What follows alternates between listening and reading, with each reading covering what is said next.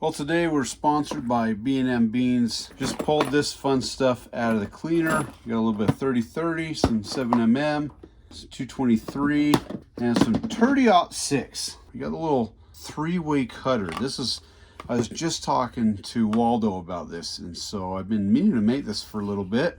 But it comes with this nice little piece of paper right here, and this fancy trim head. And this trim head supposedly goes in and does its little magic, wobbly, and it trims, deburrs, and chamfers all in one motion. This is either the greatest thing ever invented on the face of the earth, or they just took my money and laughing all the way to the bank. We're gonna do 30-30. See how she chooches. I'm gonna get these cases lubed, sized. Then we're gonna go over here and we're gonna start trimming and dimming. Comes with a couple Allen wrenches right here. I got a feeling that this box they use for all different kinds of stuff, because I honestly have no idea how this stuff's supposed to fit in there. They're just being smart, using that so they can save us 25 cents, but still charge us for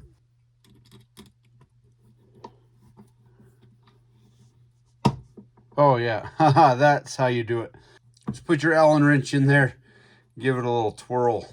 And amazing. Look at that, the threads on this. They line right up. See that? Ah, it's like it was made for it. There you have a good look at her. This guide right here, it's got the little deburring tools. You can see the little glint right off of there. There's your chamfer, I should say.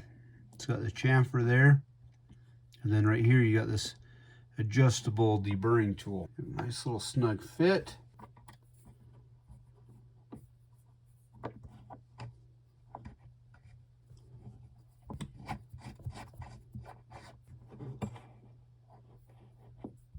I got this sweet little design right here. Just take this like so. I don't get shavings everywhere. So now there we got it. I haven't adjusted anything. I probably shouldn't be doing that. But it feels like she's cutting. I probably should read the instructions.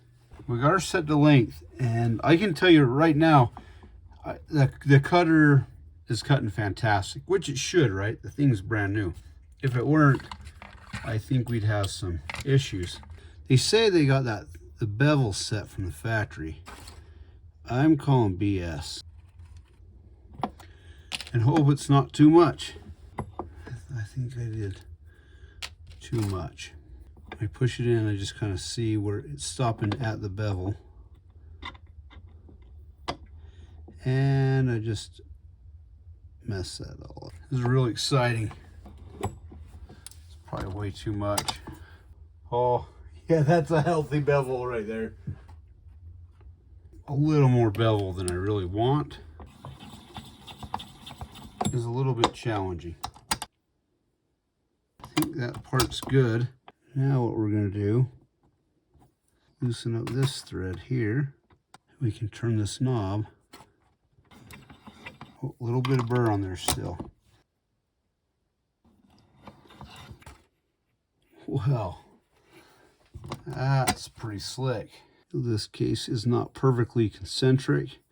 We're writing concentric in there because the deburr gives a nice outside chamfer there. On this side, there's no burr at all, but we'll try a couple more here, and then we'll try to get a better spot where we can get a better camera angle on this. You just play with it until it works. Kind of see that shiny spot on the edge of the chamfer. There's no burr on it at all whatsoever. I'm digging it. I get to do basically I get to do three things in one. Now this is my first time setting it up, but it took about half an hour to get this thing set up.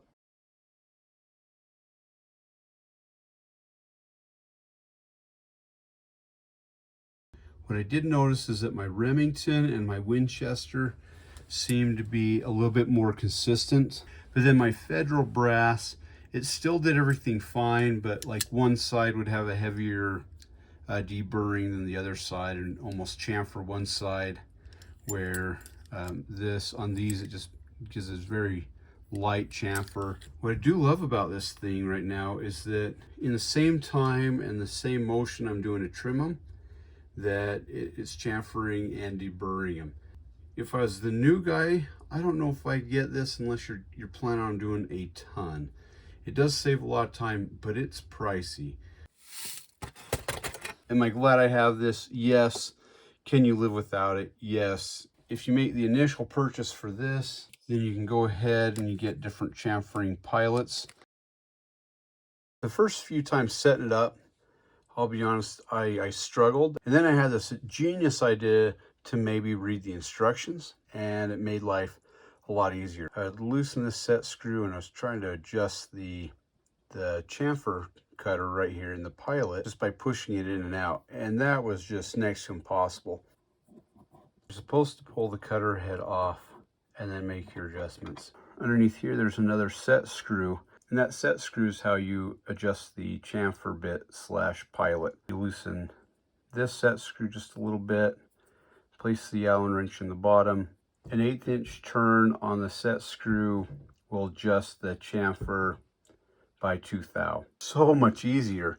One thing you have to make sure is that the cutters don't interfere with each other. It's actually quite easy to set up. I just love it just because you're going through the motion anyway, and everything's done all at once. So you invest a little bit of time in the beginning, and then you end up saving time on the back end. You are saving a lot of energy and a lot of effort. I definitely need to invest in a 357 caliber and a 429 caliber pilot bit. So I'm going to call that purchase a win. Hope everybody has a great week, and keep your stick on the ice.